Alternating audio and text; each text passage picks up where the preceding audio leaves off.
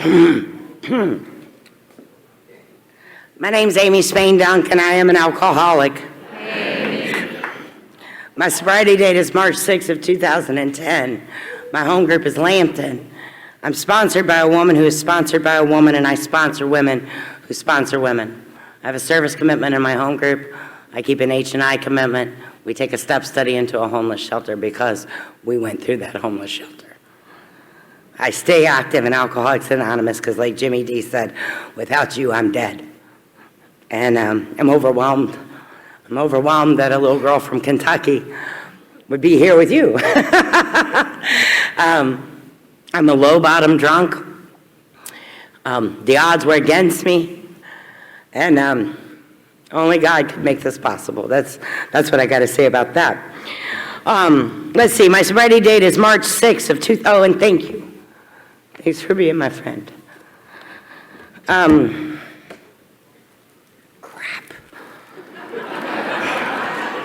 I usually don't cry till like 30 minutes in. You know, we're starting early tonight.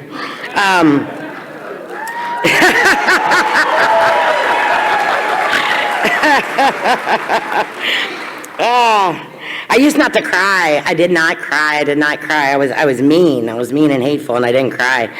And because I lived on the streets a long time, and you didn't cry. There was no room for crying. You had to be real tough. And I put on a real tough girl attitude, man. And I was dangerously antisocial. That's how the book describes me. And if you got between me and what I needed, you were in a bad spot. And I hurt a lot of people. And I couldn't cry. I didn't cry. But I was at this homeless shelter. I was about 28 days sober, and I'm in there with like 250 women, right? Because I have to be. I'm at the end of the road, and I don't know what else to do. And so I'm going to do this last thing and see if anything happens. Throw it against the wall and see what sticks. And I'm there. And these women, right? It's all these women, and they're crying, and they're hugging each other. They're bonding. They're friends. And I'm watching, and I think, well, I stand out a little bit, so they would tell sad stories, and all the girls would get misty-eyed, and I'd try. But then, well, you know, I wanted to blend in. And I went to my friend Selena, who was running the overnight shelter there, and I said, what's wrong with me? What's wrong with me? These women, they cry. They feel things, and I don't feel nothing. And she said, Amy, the problem is you lack compassion. She said, you have no compassion for you, so there's no way you got any compassion for these other people. She said, pray for compassion. I want to warn you, don't do that. I did it, because I'm taking suggestions by this time, and I got on my knees, you know, and I'm like, oh, God, give me compassion. I want you to know I woke up, and for the next 3 days, I cried. That's all I did. If you lost 50 cents in the Coke machine, I was like, oh my God. I can't believe this has happened to you. Wait here, I'm gonna make this right for you. Who's got a quarter? Yeah, I was a mess. I couldn't stop crying. I was like, don't ask God for crap like that. Stuff. Sorry. I'm going to try to keep my language clean. If you heard, my sobriety date is March 6th of 2010. I'm a baby at this deal, and I stand on the shoulders of giants, and they welcome me and they include me. And these men and women that you hear this weekend, they're my heroes. Because I listened to the speaker tapes. I listened to them in the car. I would lay in detox, and I went through a non-medical detox because they think, you know, if you remember it, you won't do it again. They underestimate me, but they would play speaker tapes over and over and over again in that detox, and you just laid there sick and crushed in self-imposed crisis, you know. And when you stop drinking, see, it comes back. The memories come back. The guilt and the shame and the remorse. See, I drank to blot out the consciousness of my intolerable condition, right? That's why I drank. And now I'm sober, and it's coming back. The kids, the fights, the ex-husbands, the disappointed parents and friends, and add to the list infinitum. And it's all, man, and I just want to die. And I'm laying in that detox bed, and I'm hurting, and I'm sick, and the lady next to me, she's crapping all over the floor. It was bad. I mean, I'm talking about a detox, like a homeless shelter, right? I know none of you drank like that, but this is how I drank. And I remember one day hearing this weird sound. I thought, what was that? And I heard it again. It was me. And I was laughing because Pearl Bailey said, "Let the bee jump." Have you all heard Pearl? She's talking about, she was at a window, right, in a New York story apartment building, and her husband was down there, and the neighbors are yelling, Mr. Bailey, she's gonna jump. And he looked up and said, "Let the bee jump. All my problems would be solved." And I laughed. I thought, I like her. But those speaker tapes and that message they brought me gave me hope in a hopeless time. And I want to thank Bridget back there and the sound guys, because recording this and saving this history for us, man, because somewhere there's somebody in a hopeless state of mind, and maybe they'll put an MP3 player or a CD. My dad died. He had boxes of cassettes. I don't even know what to do with them. I just got boxes of cassettes. But that's important. You know, it's important to us. So it's important to me. All right. So I wasn't born in that detox. Things happened before then. I'll get to that. But I was irritable, restless, and discontent. And like our speaker, thank you for all the speakers. And if you notice, there's a theme. Our AA speakers got sober in their early or late teens. I should have, but I'm not a quitter. And because I had alcoholism from the first time I drank. I didn't cross a line unless that line was just below my mother's knee in the delivery room. I just came out different, you know, and I knew that.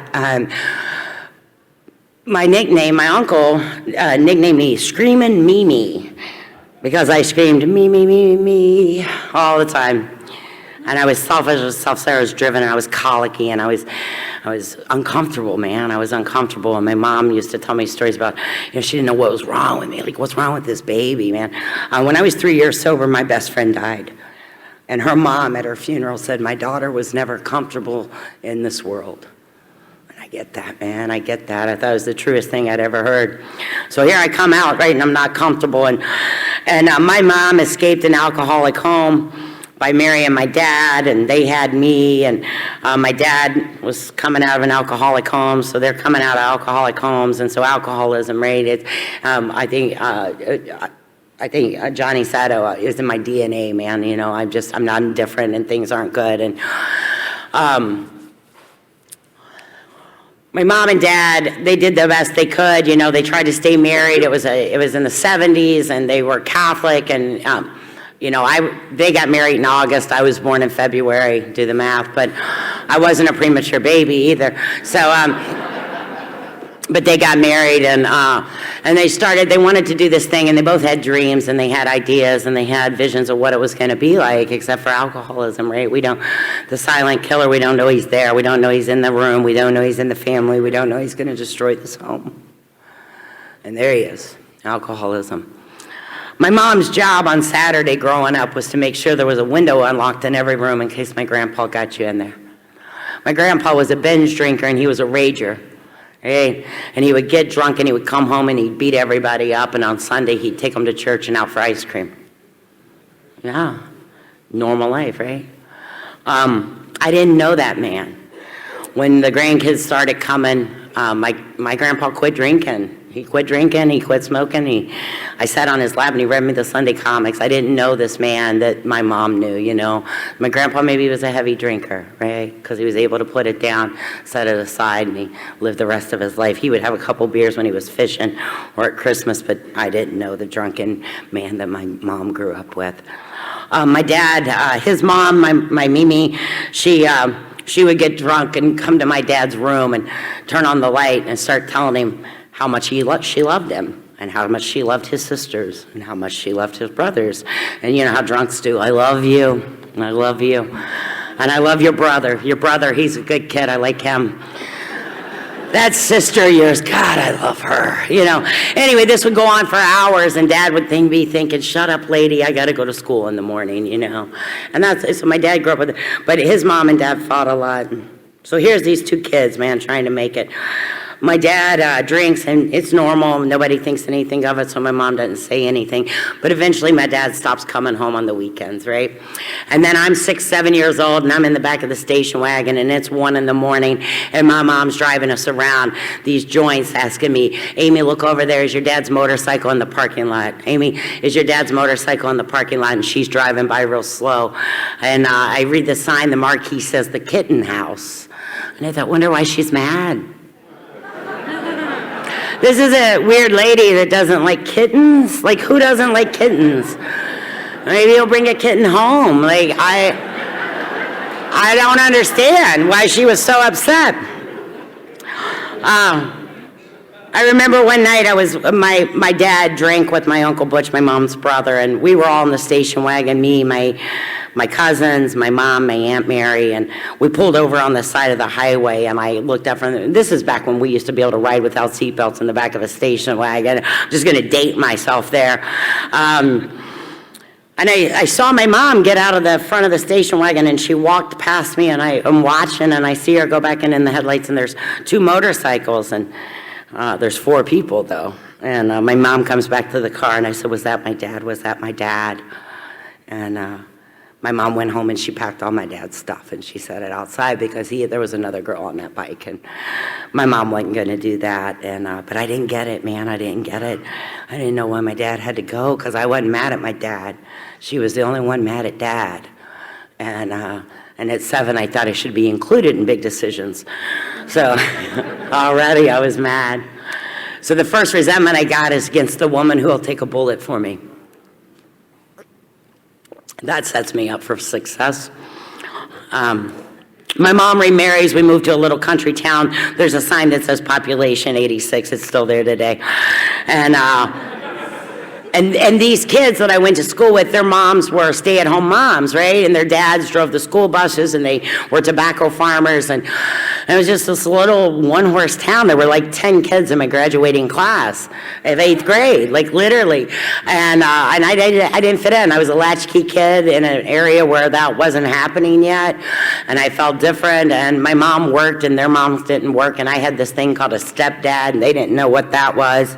And I missed my dad. And I was mad at everybody that he was gone. I went for my first Holy Communion. My dad ended up showing up for first Holy Communion. And I'm there with my little missalette and my little thing they put on you. My mom's here, my dad's here, and they're going to walk me up for my first Holy Communion. And this is before Vatican II had reached that area. And the priest came up, and he said that my dad could receive communion, but when we got to the top of the altar, my mom was going to have to cross her arms because she was an adulteress. And I remember thinking, what's that? And they said, you know what, my mom told me, it's because I remarried and the church didn't recognize my divorce from your dad. And I thought, well, this is a crock of bull. Like, this guy doesn't even show up. Like, you work. Like, and I was so mad at my mom. So I'm mad at my mom that my dad's gone, and then I'm mad at my mom that she's not standing up for herself. I'm mad at her that she walked me down that aisle because I wanted to say, screw these people. Let's get out of here. Like, why would you let somebody treat you like that, Ma? You know, you pay them all this money for us to go to school there, and you drag us to church every Sunday, and they don't even respect you. They don't like you here. Why are we here? But my mom was doing what my mom thought to do, right? She wanted me to have this church and this relationship and this education, but I can't see any of that. I'm full of rage. I'm 8 years old. I'm 8 years old, and I want to burn the church down. Something's wrong with me, right? Dangerously antisocial. I got my dukes up. I came into this world like it was hostile, and I put up my dukes, and that's how I got through it, swinging at you before you could swing at me. I didn't trust anybody, and I didn't trust anything. I found a drink. I found a drink in junior high, and man. And then I got really violent. I didn't chill out. I turned it up, you know. And I like to kiss the boys. I got hot pants. So drinking with me was fun because you didn't know which way it was going to go. Jesus. My mom could tell I was getting wild and crazy, and I am not following the rules, and I'm always in trouble, and teachers are calling, and people are calling. So my mom sends me to an all-girl parochial school to calm me down.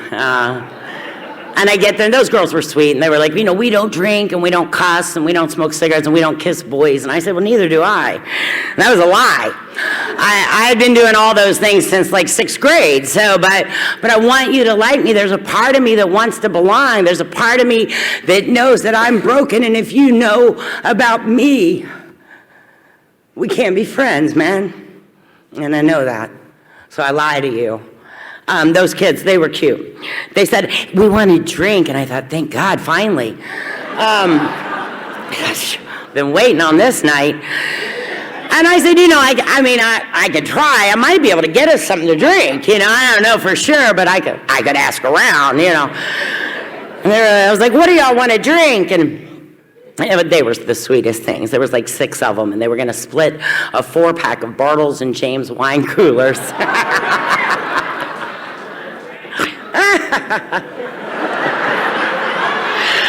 Normal people.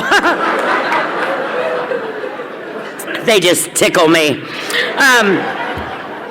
I knew that once they started drinking, they would want more, because I thought that's what happened to everybody when they drank. I thought when everybody drank, they wanted more, because that's what happened to me. So I thought that's what happened to everybody else. So I brought a case of Bartles and James for them, and then I had whiskey. Anyway, it didn't go well. Things didn't go well. Because I got drunk and the gig's up, you know, and the gig's up, and the most popular girl, you know, whatever. I might have slept with her boyfriend. I don't know. Girls are sensitive about stuff like that. And so I go to school Monday, and I walk up to the table, you know, the cafeteria, and they say, we don't want you to sit here, Amy. And I was like, yeah, I kind of figured. And I left school that day, and I never went back to that school. I never went back to that school. And I say that because that's what I do. I leave. I seek sordid companionship. If I don't know about accountability, I don't know about amends, I don't know where I set the ball in motion. And so the best I can do is just keep it moving.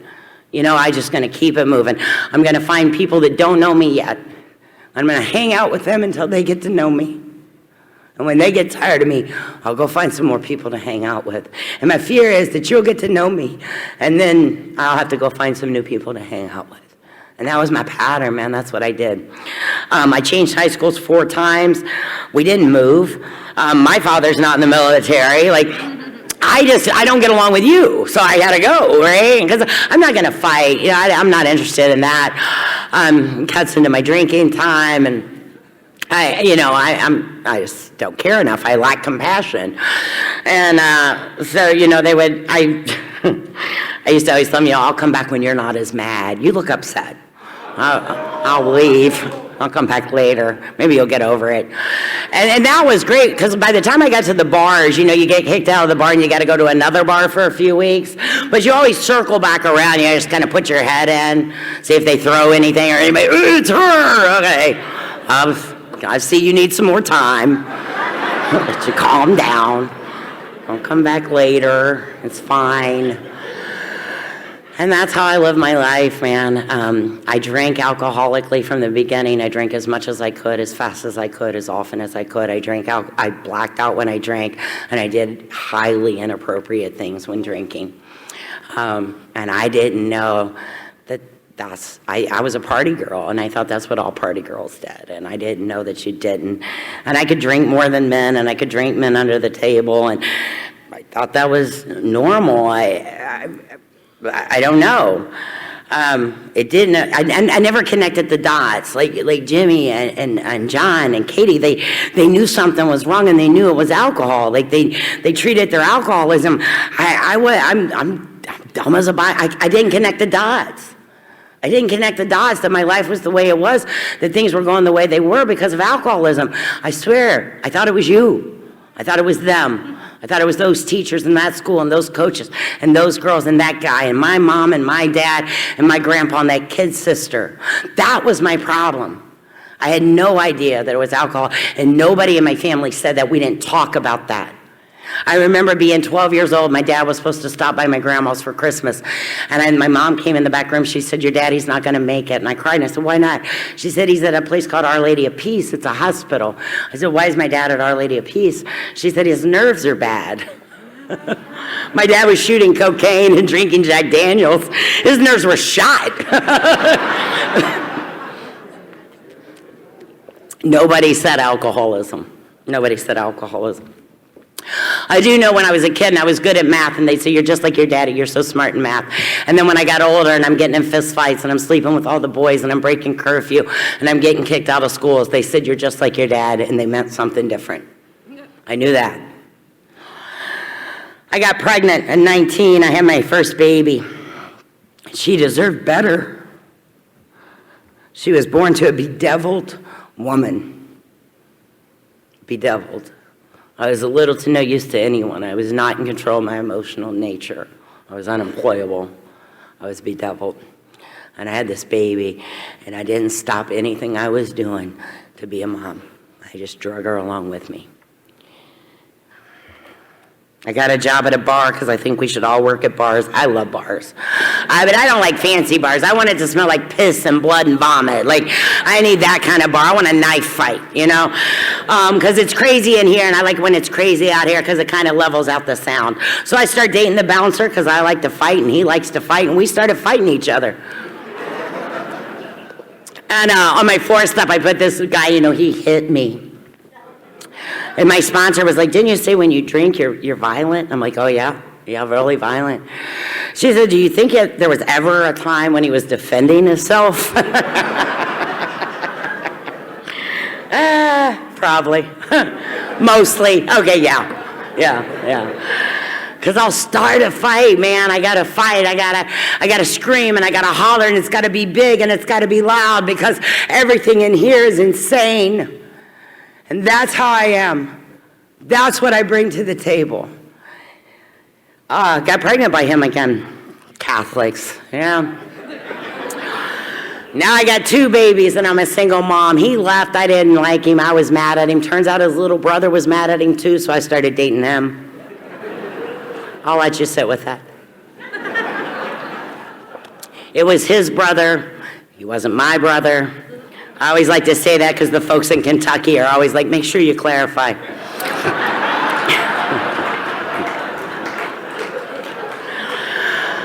I married his kid brother, and Led Zeppelin played through the chapel as we lit the unity candle.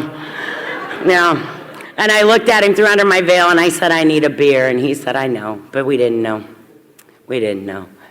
See, that kid, he thought he was getting a wife and 2 kids, and that's what he wanted. He wanted to be a dad. And he wanted to be a husband, and he married an alcoholic woman. And I tore up that house when I drank, and I busted out the dishes, and I cheated on him, and I screamed at him, and I hit him, and I tore up our furniture. And those 2 little girls would hide in their closet because Mom was raging out again.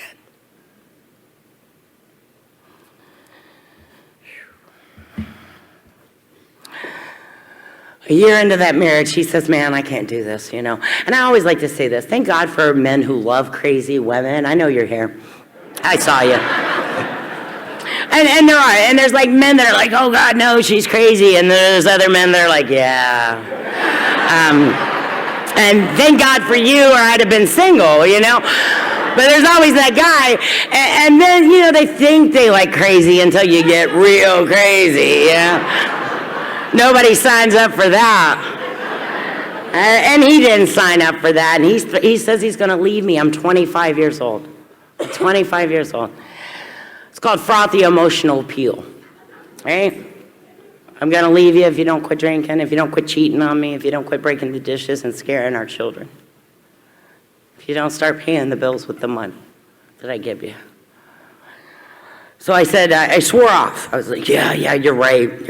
Because by now I'm starting to figure it out. I'm starting to figure out that my drinking, maybe it is my drinking. Maybe the drinking is the problem. My dad got sober when I was 18. On my 18th birthday was my father's sobriety day, and my dad had been sober about 7 years. And I called him up and I said, Dad, I think I got what you got. And he'd been waiting for that call, right? And He said, why don't you come over? And I went over, and my dad 12-stepped me. He textbook 12-stepped me. I thought I was going over there to tell him how the world had been treating me, which was quite unfair.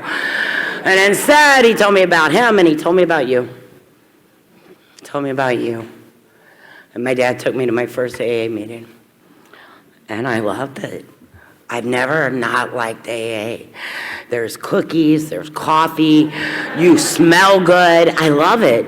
You're funny. I love to laugh, your stories. And I fell into Alcoholics Anonymous at 25 years old, and I got sober, and I didn't detox, and I didn't feel bad. I mean, I had racing thoughts, and I was, strangely insane, but I didn't physically withdraw, and I just quit drinking. I just quit drinking. And when I would think about drinking, I would call my sponsor. I'd go to a meeting. I went to a meeting all the time, and it got better. What I didn't do was read that book, and what I didn't do was work any steps. And I had this thing called fellowship, sobriety, and I love the fellowship, but it's only part of our triangle. It's the unity, right? It's the thing that brings us together where we can carry this message. And I didn't do any work. I didn't do any work on me, but things got better, because it's just going to get better if you quit drinking. And I'm in a better mood, and I'm praying, and I'm hanging out with you guys, and I love you guys. And then we have 2 more kids, right? I have a son, and then I had my baby girl, and I want to be a good mom, and that's what I want to do more than anything in the world, is be a good mom. I just want to be a mom, man. And I got real busy doing that, because I was a soccer coach, and I taught Vacation Bible School, and I was a homeroom mom, and I volunteered, and I went on all the field trips, and I wanted to be there when the kids came home from school, and I cooked them dinner, and I read them stories, and I gave them baths, and I loved them. I breastfed my youngest child till people made fun of me. My cousin was like, we're not in a third world country, like, give her a cup. She's my baby, It was bad. It was terrible. I mean, I loved them with everything in me. Loved those kids. And I got busy, and I didn't want to leave them, and I didn't want to leave to go to the meeting, and I got busy, but my sobriety is in the fellowship. And then I stopped going to the fellowship. I'm the real alcoholic, right? I'm the real alcoholic, and I know that about me. But at the time I didn't. I convinced myself I was young. I was foolish. Everybody, does that, right? It does.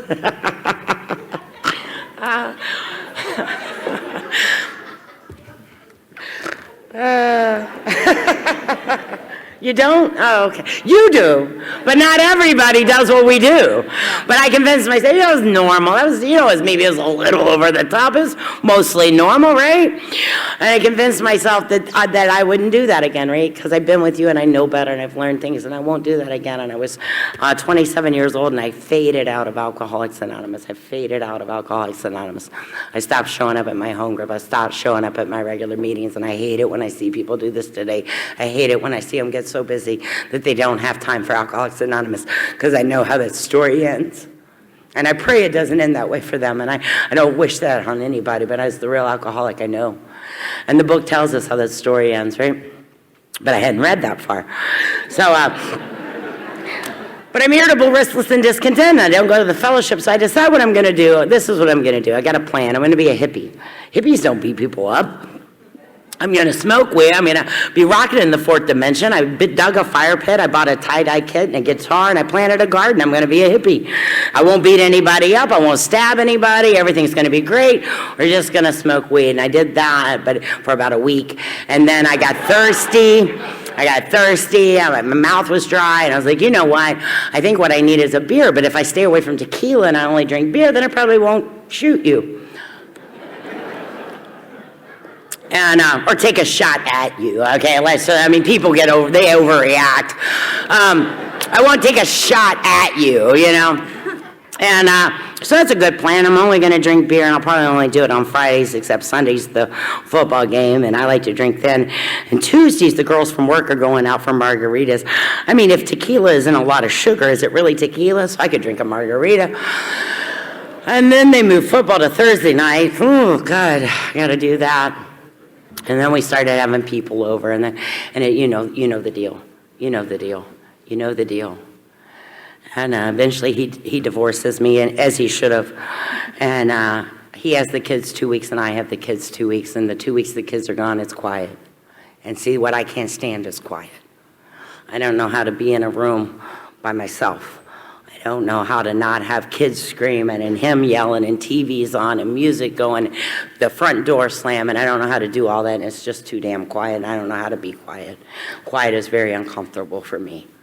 So this is what I call my wino period. I didn't want things to get bad, and I thought, divorcees drink wine. I will drink wine. I'm a divorcee.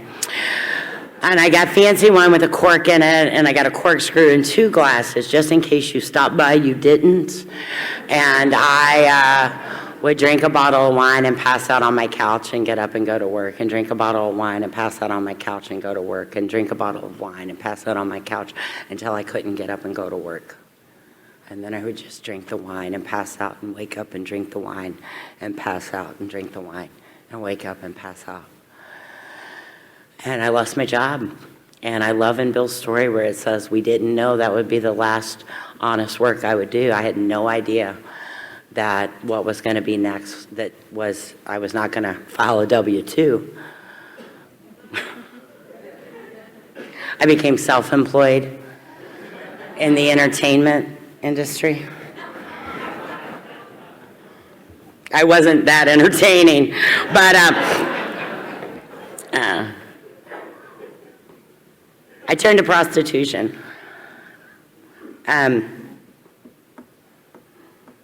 I lived in my car because I wasn't paying the rent. I lived in my car, and I heard a speaker in Nashville say one time, alcoholics, we're the only people that'd be like, hey, I live in my car. You do? Can I stay with you? And I did. I lived in my car, and then they towed my car, man. Oh, that was a bad day. I was like, crap. And I was going to go get it, but, I needed to get a drink, and I was going to go get it the next day, and then they keep racking up the charges. And anyway, now I live on the streets. Now I'm homeless. And I don't change my clothes, and I don't take a bath. And I just drink. And I think, how'd you get here? This wasn't supposed to happen. And I want to die. I want to die every day. I want to die every day. The prostitution thing went okay for a while, but then I started getting really mad about it. Nobody likes an angry prostitute. Well, some do. Some guys do. I'm not saying they don't. I'm just saying some guys don't. And business was falling off, and I remember thinking, I can't laugh at your joke. You're not funny. I'd rather just, I think I'll just stab you. I hate you.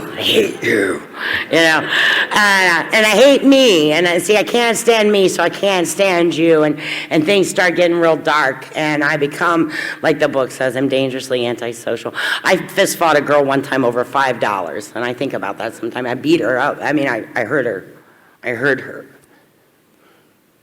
For $5. She shorted me. And it's principle. Animalistic, man. Animalistic. It's pitiful, man. That's pitiful. I would hurt another human being for $5. But when you ain't got a dime, that $5 might as well have been $5 million, and it was what I needed for what I had to have next. So that's the way I did, and I couldn't call my kids, and my family didn't know where I was, and anytime the news said, white woman found, they would call the morgues and hospitals to see if it was me. I weigh $180, I was about 125, my ass was this big, and I thought, this is why I'm hot. You're all jealous. And it's just insane. And I stayed at the jumping off point. When I finally got that book in my hand in 2010, my daddy picked me up off a street corner, and he took me to that women's homeless shelter. And he said, go in and see if those women will help you, Amy, you're going to die. And I went in and I wrote myself a note in detox that said, this is a good idea. And I carried that note for 8 months because I'm here to tell you something. If you're new, this is a good idea. But you get a few meals and you get a little bit of rest, the body heals and the liar returns. The body heals and the liar returns. And see, I also start thinking, maybe I overreacted. Right? So I carried that note, and I started going to meetings, and I went to meetings where they were loud and uncut, and I could relate. And those women in those meetings had the same story as me. I was telling John today I went to a meeting in a fancy neighborhood, and the woman, and this is why our traditions are so important, and why we have our discussions about alcohol and alcoholism. And I'm going to share something with you. I'm dying. I'm on the streets. I'm a street prostitute. I'm homeless. I'm estranged from my family. I want to kill you, and I want to kill me, and I can't stand anything. And I go to an Alcoholics Anonymous meeting, and this sweet woman, and I know she meant well, and it was her home group, and everybody knew each other, but I'm a newcomer. And she was sharing her problem. And her problem was that she owned 2 homes, and she wasn't sure where to spend the holiday. And I thought, I'm going to die. These people don't have the same problem I have. They don't have the problem I have. So I spent a lot of my time getting sober in the inner city, where they talked about alcohol and alcoholism, where they talked about pitiful and incomprehensible demoralization, where they talked about the jumping off point. They talked about how dark it is before the dawn, and they talked about life and hope and success and this power that I could plug into that could change the entire trajectory of my existence if I would stop resisting. And I could hear them, and I bought in. I was sold on a set of ideas and principles, and I started reading that book, and I highlighted it, and I underlined it, and I looked up words, and I circled it, and I would cry into it. I opened that book, and it said, "There's a solution," and tears would fall from my eyes onto the pages because I needed a solution.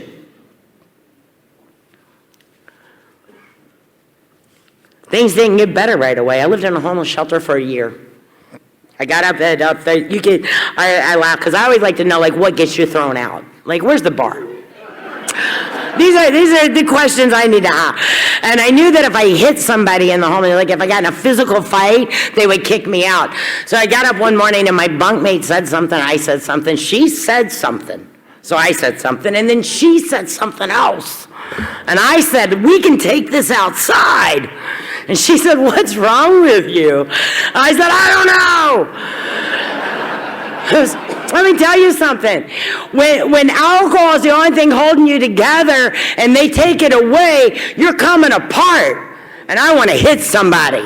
That's all I want to do. I just want to hit somebody. I never understood it. People were like, "Sober is great. It's so super. I'm so hopeful." And I'm thinking, what were you drinking? I'm dying here. My brain's racing 1,000 miles an hour. I can't catch my breath. But somebody would say, "Get your coffee and have a seat, and we're going to have an AA meeting," and everything went just like that first drink. I was safe, and I was with you, and I was going to be okay for 1 hour. And I hung on to that, and I hung on for that. 4 months sober. My sponsor said, I said, "What am I going to do about my kids, man? I miss my kids. I don't know how to fix this with my children." She said, your children have never seen consistency from you. Try to be consistent. She told me to write them a letter and put it in the mail every Thursday. And don't start if I was ever going to stop and never miss a Thursday. And write them a letter. And don't talk about you, Amy. And don't drop a fist up. You just say, "They are important. I'm thinking of you. I hope you have a good day." And you do that every Thursday, every Thursday, every Thursday. And I started doing that. And 4 months into that deal at mail call in that homeless shelter, they said my name. And 2 of my kids had written me back. And that was the beginning. And that was the beginning. They weren't nice to us. At the homeless shelter, these ladies were all alumni there. If you went to the payphone or were going to call your family, they would say, "Leave those people alone." For God's sake, leave them alone. Because they were teaching us to be self-supporting through our own contributions and let that family heal. Leave them alone and let them heal. And so I did that whole deal, and I ended up marrying. I was 3 years sober, and And I got married. I married a guy that I used to use with and party with, and he'd gone to prison. I like that about a guy. They're very attractive. And he got out of prison, and he was staying sober, and I was staying sober, and he really liked me. It was weird. I've never had that before for that long, you know. I mean, boys are kind of easy. You can get them to like you. But keeping them liking you, that's the challenge, you know. And he seemed to really like me. I couldn't run him off, you know. And I did some stuff, you know, but he just kept hanging around. And thought that's weird. And so he asked me to marry him in 3 years sober. I was 3 years sober. He was 4 years sober, and we got married. We're still married, and it's amazing. It's, yeah. I wake up every day and I look over and I'm like, you're still here. Impressive.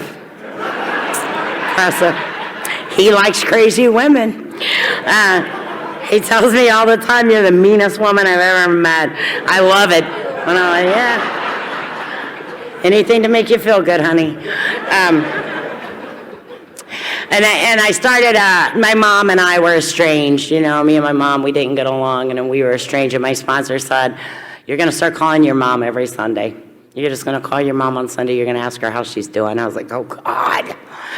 She was like, do it, and I called my mom, and it was weird for her, too. She's like, why are you calling? What's going on? I'm like, I don't know. You know, how you doing, Ma? Anyway, I started doing that, and you know what happens. The relationship gets stronger. The conversations get longer. Then I start visiting my mom. 1 year from the time I started calling my mom for this awkward 3-minute conversation on Sunday, right? A year from that day. By this time, I'm visiting on Sundays for a few hours, right? And we're talking through the week. The relationship had grown, and my mom was diagnosed with cancer.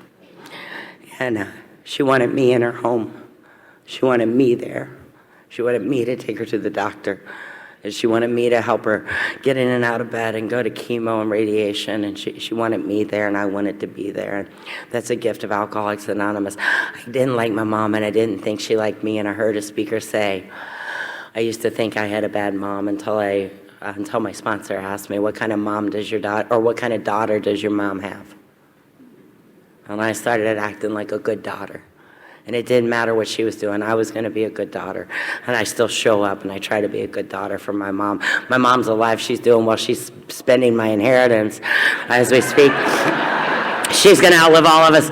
But I still show up, and I try to be a good daughter, you know. And me and my dad had a great time. We had a great time with you. My dad loved Alcoholics Anonymous. My dad sponsored men. My dad was 30 years sober when he died in 2019. And I couldn't pick his pallbearers because of all the men he sponsored. And he had men he had sponsored for 29 years. And he had men he had sponsored for 9 months or 9 weeks. My dad stayed on the firing line in the steel. He was relatable to the newcomer. He never got so sober that he wasn't able to recognize the new man in the room. And he never got so sober he wouldn't go over and sit knee to knee with that man and take him through the book and give him a ride to meeting and offer him some encouragement. And that's my role models. That's what I do. My friend Butch says, I don't know any speakers in AA. I know members of AA who speak. And that's who these people are this weekend that you met. At home, we're in the ground. We're in a boots operation. Nobody cares. They don't walk me in separate to my home group. They want to know if I'm putting up the chairs, you know? Like, you're going to get the chairs after the meeting? And that's what we do. Like, this is fun, and I love this. And thank you, Jason. And thank all of you for including me. But what we do is what we do at home, and we're in detox centers. And we're in homeless shelters, and we're in home groups, and we're making coffee, and we're shaking hands at the door. And that's what we love about Alcoholics Anonymous. And this wealth of friends, these women, they love me. And they love me when I'm crazy and I don't know what I'm doing. And they love me when we're going to Oregon. You know, they love me regardless. And we have a good time. And no matter what happens, we know we can't drink. We're part of the No Matter What Club. And we've buried our parents, and we've fought with our children, and we've had breakups and financial hardships and all the things, the certain trials and tribulations. But my feet are trained. I show up in a meeting of Alcoholics Anonymous. We buried my dad, and the next day we got in a car and we drove to a conference in Alabama, and people said, Amy, you can cancel, you can call them and tell me you just buried your dad, they'll understand. And I said, why would I cancel? If I'm not with you, I'm in a bottle. And today I won't take that chance. Today I want to live.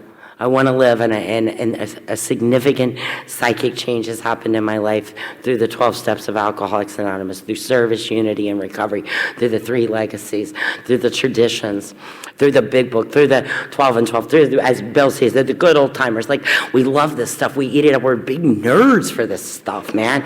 We're like, oh, did you see that? You should have seen us with the cutouts. We're like, Bob, Bill. Yeah, we love this stuff. It's our jam, And we have a good time, man. And that's what it's about, right? The world's been a vale of tears long enough. I don't want to forget where I came from, and I get emotional when I talk about it because I can't undo that. I can't undo that. So I do this because I can't undo that. If I can help one woman,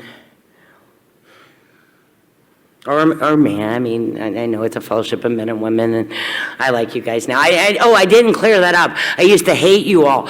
But listen, something happened, and I'll tell you what happened.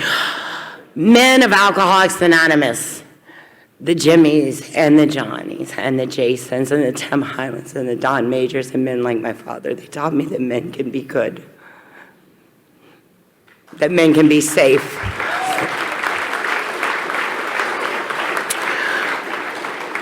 They're all right.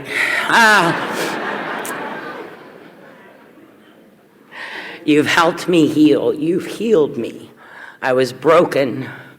And the love that you have in these rooms and the message we carry is healing me so that I can become whole, usefully whole, right? To fit myself for maximum service. And that's the deal. The greatest gift you gave me was the ability to love and to be loved, to allow you to love a wretch like me. That's scary, man. That's scary, but you do. My favorite thing about Alcoholics Anonymous, and I think Jimmy D spoke on it earlier today, it was the first time, it was the only place in my life since I was 7 years old. I wasn't in trouble. I've been in trouble since I was 7 years old. I got ADHD, I'm a Gen Xer. They didn't care. Nobody gave me a fidget spinner. They were just like, they didn't give a crap. Oh, what's wrong with this one? She won't sit, I'm twitching. Can't sit in my seat, talking 90 miles. Where's your homework? I don't know. Amy, we told you 8 times, I forgot.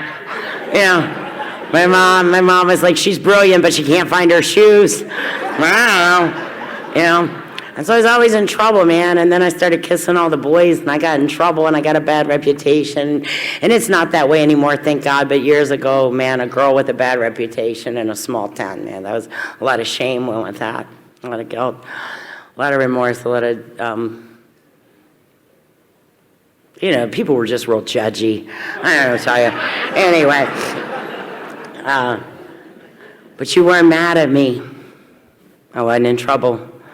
You didn't ask me why I did it. You knew why I did it. And you didn't shame me about the things I did. You said, me too. And then you would top my story with something grosser. And I was like, my people. I love that. And I think it's been said, here this weekend, it's the kindness. It's the love. And God is love. And Alcoholics Anonymous is full of love because it's full of God. And God looks like you when he talks to me. Thank you.